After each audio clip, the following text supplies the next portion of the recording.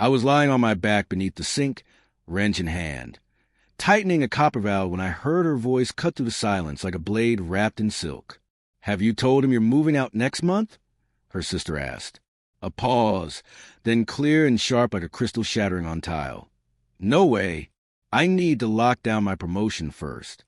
Then I'm taking half the accounts." I didn't flinch. I didn't breathe. I just kept turning the wrench, slow and steady, like the only pressure that mattered was in the pipes, when in truth my entire chest was collapsing inward. They thought I was out running an errand, buying caulk. I'd been under that cabinet for 10 minutes rerouting a water line, and now I was rerouting my entire life. 12 years. That's how long we were married. Not always happily, not without friction, but faithfully, or so I believed. We met at a client mixer. She had a calm fire to her ambition that didn't shout. It whispered, seductive and focused. I was drawn to her gravity, the sense that if I aligned myself with her, we'd go far. We built a home, a business, a shared vision. I gave her everything: access, trust, passwords, contracts, even parts of my legacy. But she only trusted me with surface things, with the mask, not the mirror. It started quietly.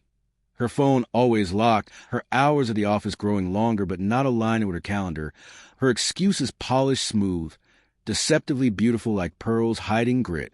I ignored it because I was raised to believe in commitment. Because I wanted to, until I heard with my own ears betrayal stripped of all its camouflage. There under the sink, like a confession meant for God, but caught by the plumber. Something in me changed that day. I finished the kitchen renovation like a man possessed, silent, focused, not a wasted movement. I laid every tile with surgical calm while she lounged at the table scrolling her phone, legs crossed on the furniture I built. She smiled at me like I was invisible, like I was part of the background. I gave myself 5 days. 5 days to observe, to prepare, to dismantle her carefully constructed lie quietly, precisely, without tipping my hand. She had no idea that every file on our shared firm's drive was mirrored to a private server under my name. That 6 months ago, anticipating licensing issues with competitor, I'd added myself as the sole proprietary owner of all our designs. Every contract, every brand asset, every line of code. Mine. She wanted half the accounts. She didn't realize those accounts were grown from seeds I planted, calls I made, relationships I nurtured. She hadn't done the math. But I had. On day 2, I met our attorney in secret. The firm's founding documents, they bore my signature. The initial equity split, all filed through my IP. The agreements authenticated. Clause 14B, partner misconduct, ground for dissolution. Day 3, I redirected all automatic payments linked to our joint accounts into a private trust. She never noticed. She was too busy sending hearts to someone named D. Day 4, I cloned her phone. It was real.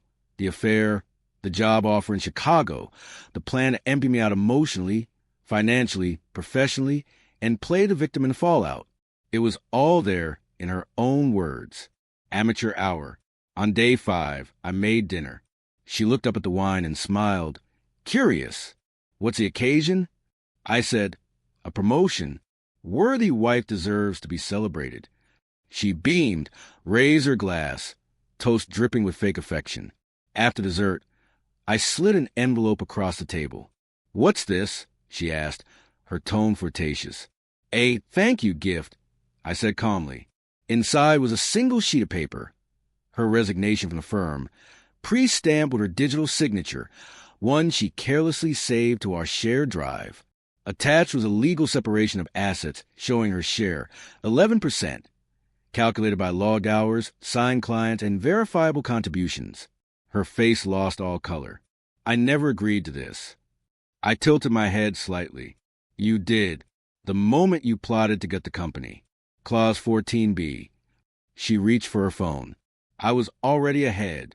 The board's been notified, I said, and your access revoked. The accounts stay with me. Read the contracts.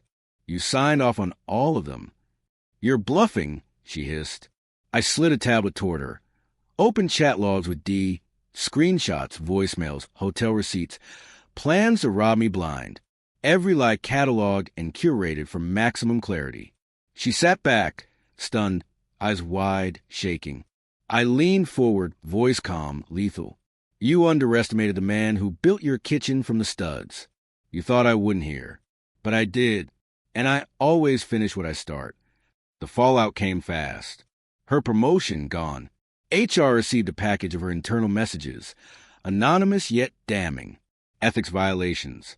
End-user data breaches. NDA infractions. Her affair not just exposed, but explosive. D was married. His wife received a copy of the same packet. My clients, already briefed. My contracts, airtight. My reputation, intact. She walked away with only her severance. And that was generous considering the knife she tried to twist in my back. She moved out a week later. No dramatic scene, just cardboard boxes and the kind of silence that fills a person when their illusions collapse. I watched her from the porch as she loaded her car. She didn't say goodbye. She couldn't. She had nothing left to say.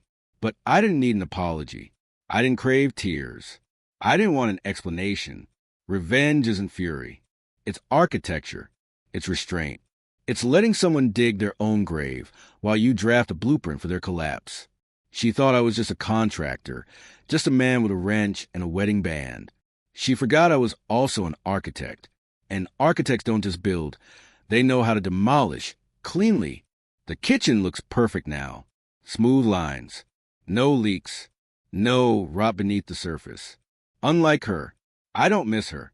But sometimes, late at night, when the house is quiet and the hum of peace feels earned, I replay the look on her face when she opened that envelope. That was the moment she realized the man she betrayed wasn't beneath her. He was beneath the sink, listening, planning, finishing. And I always finish what I